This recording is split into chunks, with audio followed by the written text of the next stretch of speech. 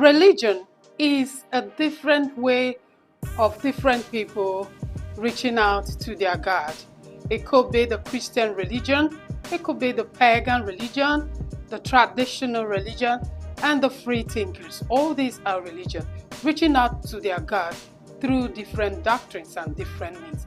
Presently, we will be talking about the Christian religion and focusing on the Catholic Church, as they are the head and the key celebrant of the season called the Lenten season that will usher us into the Easter celebration. Now we are going to see how they can answer some of the questions that people are asking, questions regarding their way of worship and the significance of those ways, and lots more. Please do not go anywhere. Please, your babe, Esther Dominic, aka Esther Shine, of your favorite show, the Boldest TV show. I will be right back. Welcome back to our favorite show, the Boldest TV show. We'll be moving straight to Reverend Father Charles Oganwa. He is a diocesan priest of the Catholic Diocese of Iseluku Delta State, and he is also a communicator and a journalist. Join me. All right, welcome back to your favorite show, the Boldest TV show. Yes, I'm with a man of God who is going to answer the questions that you're itching to get. With me is Reverend Father Charles Oganwa. He is a priest at St. Bridget's Catholic Church at Sabah Delta State, and also the chaplain of the 63rd Brigade.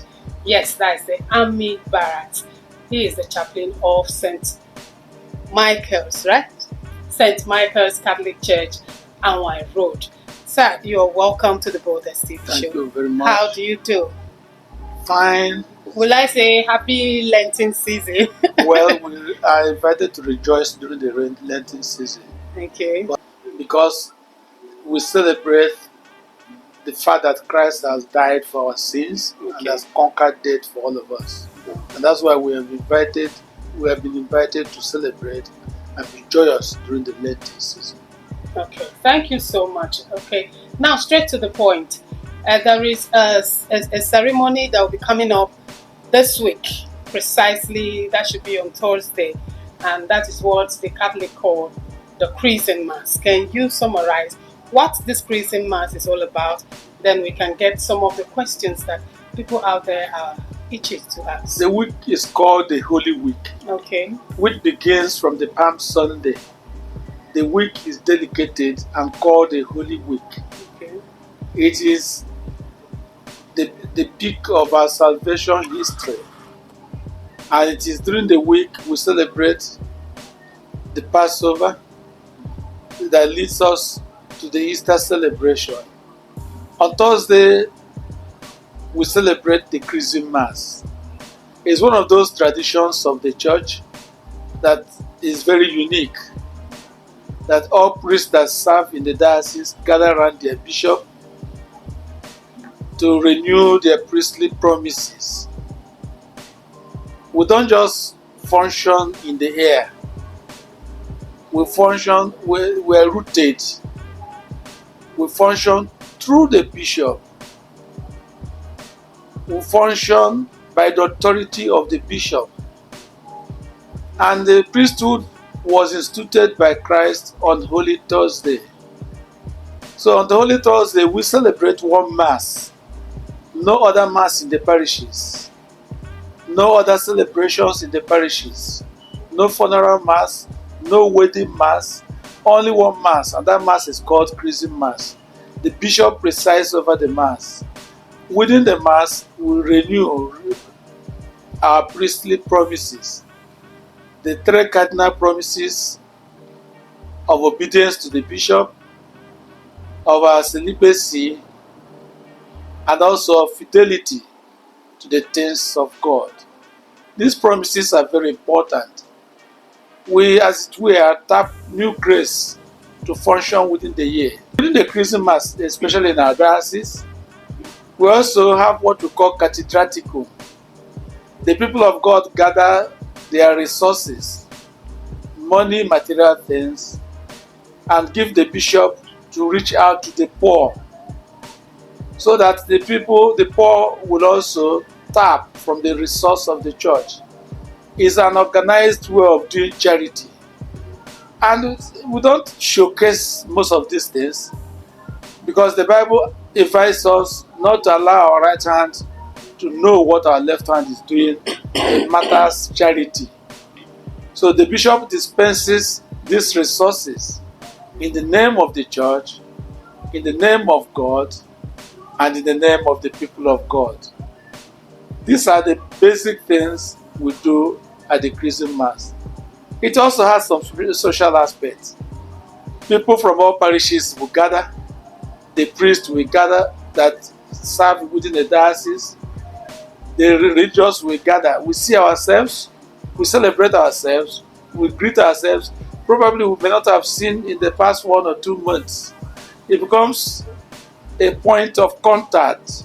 We socialize, and the church celebrates this as a tradition that has begun over 2,000 years ago. These are the things we do basically on Christmas Day.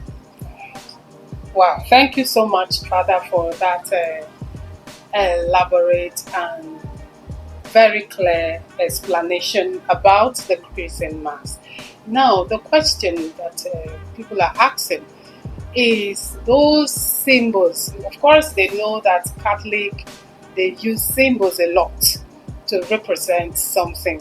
Now, the question is, the chrism oil, this oil for the sick and the catechumen, all those oil, when you go through the ceremony, you will see how, that is why we call it a ritual.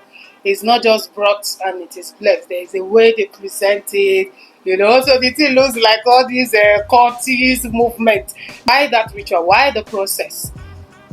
There's no practice of religion without ritual. Rituals are part and parcel of practice of religion. And the dignity of the priesthood comes from the way we present ourselves. Religion is not a casual business. And you are being addressed the way you dress. So it becomes very necessary because the practice started over 2,000 years ago and they have been improved. And the church has the power and authority to improve some of these practices. And they are being brought in recognition of the institution of these feast days and celebrations. They are not just done casually like that. And they will also done in a manner that is very dignifying before the people of God and before the God we serve. It is very necessary that we present these things to God in a dignifying manner. Even our native doctors at home, when you are offering sacrifices to the gods, you do it in a dignifying manner.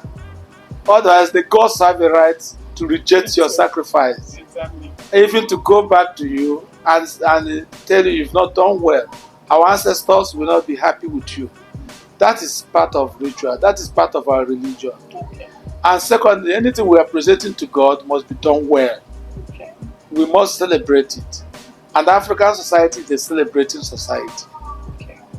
Thank you. Thank you so much. Now, there's covering of the crosses in the church. And as of last week, the crosses were opened. But suddenly, everywhere is shut down with purple clothes covering the cross. So what does that symbolize and why? We are entering the Holy Week, like I mentioned. And the Holy Week is a week Christ suffered very well, died for our sins. He was no longer visible, was no longer going about, because his time had come. The covering or the veiling of the crucifixes signifies the fact that Christ is no longer going out publicly.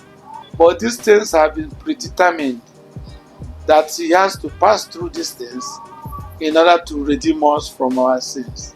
So since Christ is no longer there, what do we do? Secondly, we must venerate the cross. It is the cross becomes the wood of our salvation. And that is why we pay special respect for the cross on Good Friday. Because the cross is the redeeming power of Christ. Through the cross, we have been redeemed.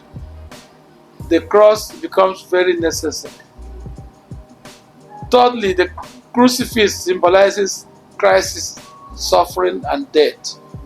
When we look at crucifixes, we look beyond the physical wood. Like when we see the pictures of our parents, they may have died, but through the pictures we'll be able to recollect. We'll be able to reenact the presence of our parents. It's the same way. By the time we look at crucifixes, we'll be able to say, oh, this is an icon of a bleeding Christ. A Christ that died, was crucified like a robber, an armed robber, in order to really save us from the pains of death, from our sinfulness. So these are the reasons why we have icons. So we cover them in order to open them for a better worship, so that we'll be able to mystify the crucifix. By unveiling them, we demystify it, and it becomes a realization of the fact that Christ has risen from the dead. Wow, thank you again and again. Now, this particular reason, does it not contradict the same commandment that God said we shouldn't, for no reason, prepare any graven image that looks like something in heaven or something on earth, be it the angels or whatever, trying to represent? Doesn't it contradict? It depends on where your mind is. Okay. If you look beyond what the cravings are, but if you stop at where the cravings are, that's where the problems are. But when you are worshiping God, you look beyond it. Your mind is on God. On God. And your mind is beyond the pictures. The pictures are mere reflection. You are reenacting what happened some 2,000 years ago. Just like initially God wrote the commandment on the stone, yes, and now He has written in our mind. Yes. So actually, it is, even if it's still written in the book or in the stone, it's not really the book, it's the mind. The worship of the idol, if I may say, of course, that is what they say the Catholics do. It's actually in the mind. It's only God that knows whether whether the Catholics are bowing for that, not worship whether they are bowing for that image, or they are bowing to what that image represents, which you have made clear that it is exactly what the image represents that they are respecting, not really that image. Just that the image has to be there as a reminder. Thank you so much. This is very, very, very clear. I am so happy to have you on this show to clear this air. And now we know that in Catholic Church, rituals are allowed. Not just anyhow rituals that are presented in a majestic way, because they are presenting it to God the Almighty. So now we know why all these things are done. And I also invite you to come and know more. Yes, it's good to come and know more rather than sitting at home and criticizing based on hearsay. Go and see. So this week we are going to be having the Chrism Mass at the Catholic Diocese of Iseluku at St. Paul's Cathedral, Iseluku. Yes. On Thursday. 9 o'clock. 9 o'clock. Thursday, April 17th, 9 o'clock. 9 o'clock. So good. So you are invited. Whether you are a Catholic or not, come and see more. You might even see something that would make you want to join the Catholic fold. Thank you so much, Father, and do have a wonderful week ahead. Thank you. Yes. Wow, that was quite interesting. Thank you so much, Father Charles Oganwa. It's been nice having you on the show. Thank you for doing justice to those questions. Thank you so much. And you out there, I hope you understood all the answers. And if you have more questions, please feel free to dial the number under the screen, and we will get you to know what exactly you seek. And we look forward to having you same time, same station on your favorite show, the Boldest TV show with your babe, Esther Dominic, aka Esther Shine. Please do not forget to dial our number or send us your comments and criticisms if necessary. I love you guys. I wish you happy Easter in advance, and to the Catholics, I wish you happy Holy Week. Good night.